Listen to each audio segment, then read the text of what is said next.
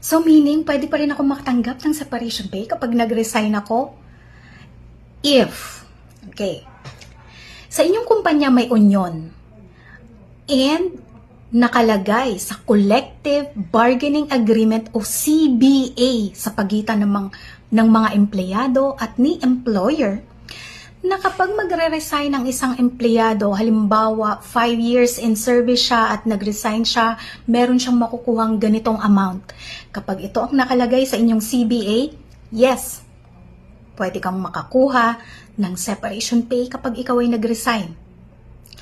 Pangalawa, kung halimbawa, nasa company policy, nakasulat sa company handbook ninyo, na kapag nag-resign ng empleyado at umabot sa ganitong taon o years of service, ganito yung years of service niya o tenure niya dito sa kumpanya, meron siyang makukuhang ganito.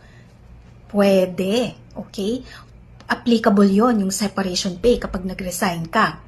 So, number 1, sa CBA nakalagay. Number 2, company policy.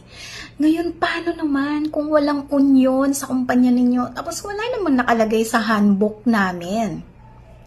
Meron pa rin pangatlo.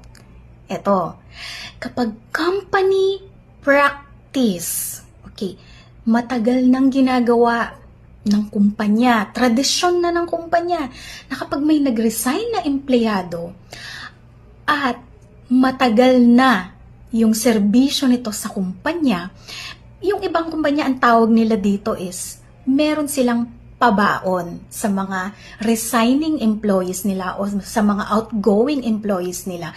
Then, pwede itong practice na to, pwedeng maging basihan para makapag-claim sa employee ng separation pay kapag nag-resign siya. Although, hindi naman talaga ito provided under the labor code. Kaya nga sabi ko, ang general rule, kapag nag-resign ka, kahit 50 years ka pa in service sa inyong kumpanya, wala kang separation pay kapag voluntary yung resignation mo, maliban na lamang dun sa 3 yun.